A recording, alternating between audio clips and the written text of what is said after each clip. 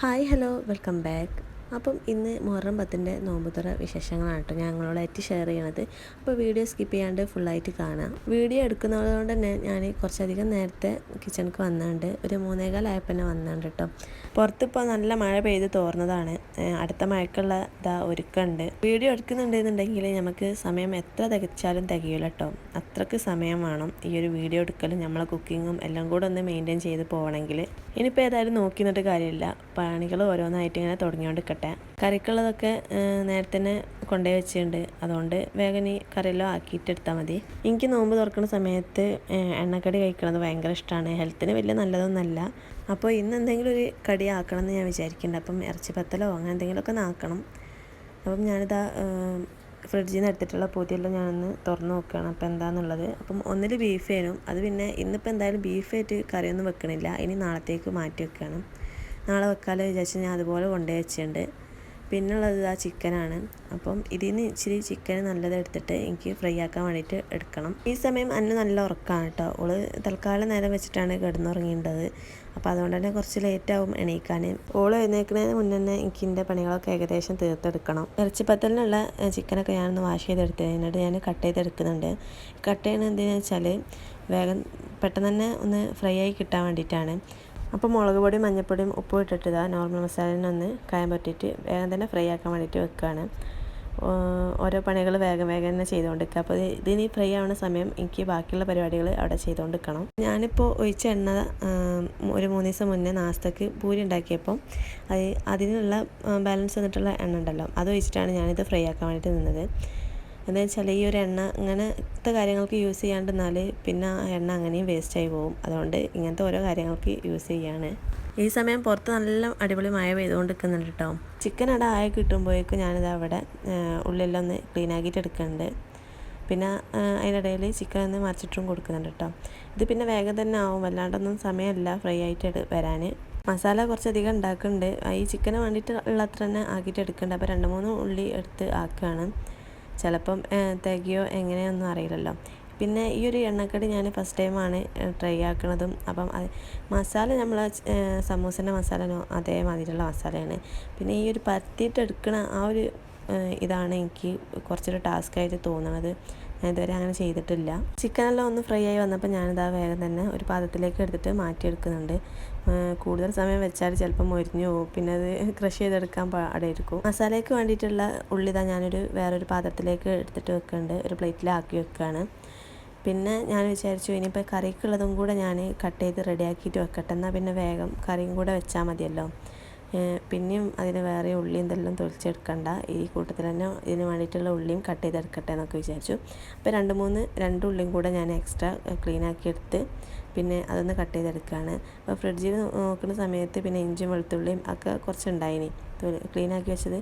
അപ്പം അതൊക്കെ ഈ ഒരു കൂട്ടത്തിൽ തന്നെ ഞാൻ ചതച്ചിട്ടെടുക്കുകയാണ്. വെളുത്തുള്ളി ഇഞ്ചിയെല്ലാം ചതക്കാൻ വേണ്ടിയിട്ട് ഇഞ്ചിക്കുത്തി എടുക്കാമെന്ന് വിചാരിച്ചിന്. പിന്നെ എനിക്ക് എന്തോ ഒരു മടിയായപ്പോൾ ഞാൻ വിചാരിച്ചു ആ ഒരു കുത്തുന്ന സാധനം കൊണ്ട് ഇങ്ങനെ ആക്കിയിട്ട് എടുക്കാമെന്ന്. അങ്ങനെയാണ് ഇതാക്കുന്നത്. അപ്പം ഇങ്ങനെ ആക്കുന്ന സമയത്ത് ഈ ചെറുള്ളിയെല്ലാം ഇങ്ങനെ ചതക്കുമ്പോൾ ഒരൊറ്റ കുത്തലിന് തന്നെ ഇങ്ങനെ തെറിച്ച് പോകും കേട്ടോ. പിന്നെ അത് പൊറുക്കിയിട്ട് പിന്നെ ഒന്ന് വാഷ് ചെയ്ത് പിന്നെയും ചതക്കുക. അതാണ് ഇങ്ങനെ ചെയ്താലുള്ള പ്രശ്നം.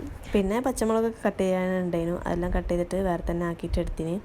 പിന്നെ ഉള്ളത് ഈ ഒരു ചിക്കന് ക്രഷ് ചെയ്യലാണ്. ഞാൻ സാധാരണ ഇങ്ങനെ ഇച്ചിരി ചിക്കനൊക്കെ ഉണ്ടാകുമ്പോൾ കൈ കൊണ്ട് തന്നെ പിച്ചെടുക്കലാണ് കേട്ടോ.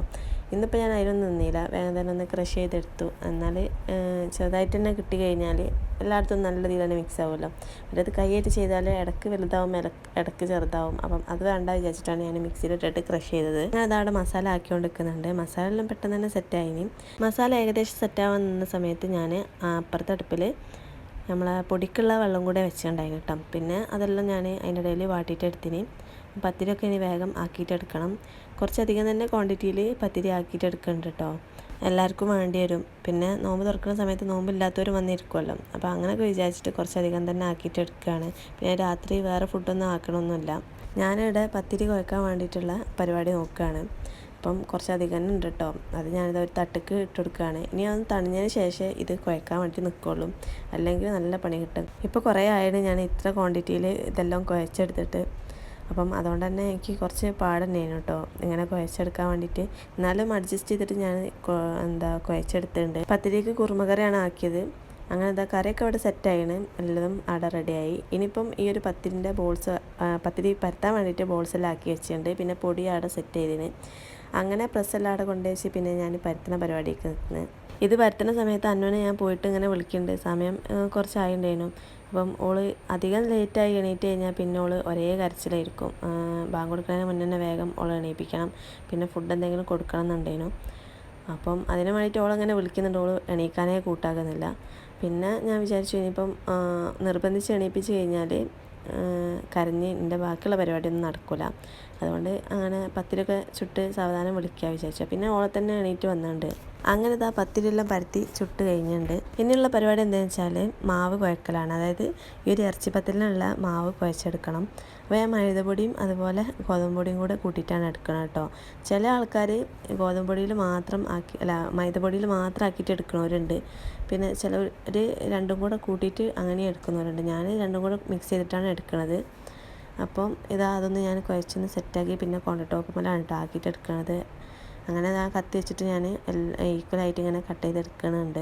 മാവ് കുഴച്ചിട്ട് ഇതുവരെ ഞാൻ എണ്ണക്കടിയൊന്നും ആക്കിയിട്ടില്ല കേട്ടോ. അതുകൊണ്ട് തന്നെ എനിക്കിത് ഫസ്റ്റ് ഒരു ഒട്ടിപ്പിടിക്കലൊക്കെ ആയി തോന്നുമെന്ന് വിചാരിച്ച് പിന്നെ അങ്ങനെ കുഴച്ച് റെഡി ആയപ്പം വലിയ സീനൊന്നും ഉണ്ടായില്ല.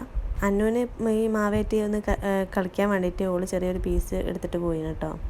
ഇനിയിപ്പോൾ അത് ഓള് എവിടെയെങ്കിലുമൊക്കെ ഒന്ന് ഒട്ടിച്ച് വെക്കും. അങ്ങനെ ഉണ്ടാവുക. പരത്തിയതിന് ശേഷം ഞാൻ മസാല ഒക്കെ ഇങ്ങനെ രണ്ട് സൈഡിലായിട്ട് ഇങ്ങനെ ആക്കിയിട്ട് കൊടുക്കുന്നുണ്ട്. അപ്പോൾ ഇതൊക്കെ ഞാൻ ഇന്ന് യൂട്യൂബിൽ നോക്കിയതാണ് ഇതിൻ്റെ ഷേപ്പെല്ലാം കിട്ടാൻ വേണ്ടിയിട്ട്. പക്ഷേ കുറേ ഇതിൻ്റെ ഷേപ്പായിന്, കുറേ ഇറച്ചി വതലിൻ്റെ ഷേപ്പായില്ല. പിന്നെ ഷേപ്പിലും നല്ല കാര്യം ടേസ്റ്റല്ലേ എന്ന് പറഞ്ഞ പോലെ ഞാൻ ഒരുവിധം എനിക്ക് കഴിയുന്ന പോലെ ഒക്കെ ആക്കിയിട്ട് എടുത്തിട്ടുണ്ട്. ബാങ്ക് കൊടുക്കാൻ ഇനി കുറച്ചും കൂടെ സമയം തന്നെ ഉള്ളൂ. അപ്പം ഇതൊക്കെ ഇനി ഒന്ന് പൊരിച്ചെടുക്കണം. ബാക്കിയുള്ള പരിപാടികളൊക്കെ ഓരോന്നിങ്ങനെ ഇനി ഒരുക്കട്ടെ. ഇതിനിടയിൽ ഇക്കാൻ്റെ ഉപ്പ ഇവള് റെയിൻകോട്ടിന് പറഞ്ഞിട്ട് വാങ്ങി കൊടുത്തിട്ടുണ്ട്. അപ്പം അതൊക്കെ ഒന്ന് അപ്പം തന്നെ ഒന്ന് ഒക്കെ വേഗം ഇടണം. അവള് ഭയങ്കര ഇതായിട്ടോ. അപ്പോൾ ഇത് കുറച്ചൊന്ന് ലെങ്ത് ഉണ്ട്, ഒന്നെങ്കിൽ കട്ട് ചെയ്ത് നോക്കണം. ആരോ വാങ്ങി തന്നേ? അന്നു കോട്ട് കിട്ടിയ സന്തോഷത്തിലാണ് കേട്ടോ. ഇതൊക്കെ ഒന്ന് എണ്ണക്കടി ഒന്ന് ഫ്രൈ ആക്കിയിട്ട് എടുക്കുകയാണ്. ഇതിനിടയിൽ പരത്തലും നടക്കുന്നുണ്ട്. അപ്പം അതിനെന്തെങ്കിലും ഇങ്ങനെ ഓടിയിട്ട് നടക്കുകയാണ് കേട്ടോ. പെട്ടെന്ന് തന്നെ വേഗം തീർക്കണം. ഷേപ്പൊന്നും വല്ലാണ്ട് ആയി കിട്ടണമൊന്നുമില്ല കേട്ടോ. ഓരോന്നും ഓരോ ഷേപ്പിലാണ് ഉള്ളത്. ഇനി ബാക്കിയുള്ളതൊക്കെ ഒന്ന് ചുട്ടെടുക്കട്ടെ. അപ്പോൾ എൻ്റെ ചാനൽ ആദ്യമായിട്ട് കാണുന്ന കൂട്ടുകാരാണെന്നുണ്ടെങ്കിൽ ഒന്ന് സബ്സ്ക്രൈബ് ചെയ്ത് സപ്പോർട്ട് ചെയ്യണേ. നിങ്ങളെ ഫ്രണ്ട്സ് ആൻഡ് ഫാമിലിക്കൊക്കെ ഷെയർ ചെയ്യുക. പിന്നെ എൻ്റെ ഇതിന് മുന്നുള്ള വീഡിയോസൊക്കെ നിങ്ങളൊന്ന് പോയിട്ട് കണ്ട് സപ്പോർട്ട് ചെയ്യുക. ഇറച്ചി പത്തലിൻ്റെ മാവ് ഇച്ചിരി ബാക്കി വന്നിട്ടോ. മസാല കഴിഞ്ഞപ്പോൾ പിന്നെ ആക്കാനുള്ള ഇതില്ലല്ലോ. അങ്ങനെ ലാസ്റ്റ് പിന്നെ പൂരി മാതിരി ചുട്ടെടുക്കുകയാണ് ചെയ്തത്. അത് കഴിഞ്ഞിട്ട് ഇവിടെ ഒക്കെ ഒന്ന് ക്ലീൻ ആക്കാണ്ടേനും. അതൊക്കെ ഞാനവിടെ ക്ലീൻ ആക്കിയിട്ട് എടുക്കുന്നുണ്ട്. അപ്പുറത്ത് ഇക്കാൻ്റെ ഉമ്മ അവിടെ ബാക്കിയുള്ള ഇത് കടിയും കൂടെ അവിടെ പൊരിച്ചെടുക്കുന്നുണ്ട്. പിന്നെ അങ്ങോട്ടും ഇങ്ങോട്ടും ആയിട്ട് ഓളെ കളികളായിട്ട് ഓളും അങ്ങനെ ചെയ്യുന്നുണ്ട്. ഇതൊക്കെ ക്ലീൻ ആക്കിയിട്ട് എടുത്തിട്ട് വേണം എനിക്ക് അസർ നിസ്കരിക്കാൻ പോവാൻ. അപ്പോൾ ഞാൻ വേഗം തന്നെ ചെയ്യാൻ കേട്ടോ. അങ്ങനെ അടുക്കളൊക്കെ മൊത്തത്തിൽ ക്ലീൻ ആക്കിയതിന് ശേഷം ഞാൻ പിന്നെ നിസ്കരിക്കാൻ പോയി. അത് കഴിഞ്ഞ് ബാങ്ക് കൊടുക്കുന്ന സമയമായപ്പോഴാണ് ഞാൻ പിന്നെ കിച്ചണിക്ക് വരുന്നത് കേട്ടോ. അപ്പോഴേക്കും ഇവിടെ ചായയൊക്കെ റെഡിയാക്കി വെച്ചിട്ടുണ്ട്. ഇനിയിപ്പം നോമ്പ് തുറക്കാനുള്ള സാധനങ്ങളൊക്കെ ഞാൻ കോണ ടോപ്പുമ്മിൽ അവിടെ കൊണ്ടുപോയി വെക്കുന്നതാണ്. ഡൈനിങ്ങൾക്കൊന്നും കൊണ്ടുപോകണില്ല. ഞാനും ഇക്കാൻ്റെ ഉമ്മയും മാത്രമേ ഉള്ളൂ നോമ്പ് നോറ്റത്. നോമ്പ് തുറന്നു കഴിഞ്ഞാൽ പിന്നെ വേഗം നിസ്കരിക്കാൻ വേണ്ടി പോകും. നിസ്കാരം കഴിഞ്ഞ് പിന്നെ കുറേ കഴിഞ്ഞിട്ടാണ് കേട്ടോ ഫുഡ് കഴിക്കുക. അപ്പോൾ ഇന്നത്തെ വിശേഷങ്ങളൊക്കെ ഇത്രയേ ഉള്ളൂ. ഇഷ്ടപ്പെട്ടാൽ എന്തെങ്കിലും ലൈക്ക് ചെയ്യുക, ഷെയർ ചെയ്യുക, സബ്സ്ക്രൈബ് ചെയ്യുക. നിങ്ങളുടെ അഭിപ്രായങ്ങൾ കമൻറ്റിൽ അറിയിക്കുക. നെക്സ്റ്റ് വീഡിയോയിൽ കാണാം. ബൈ.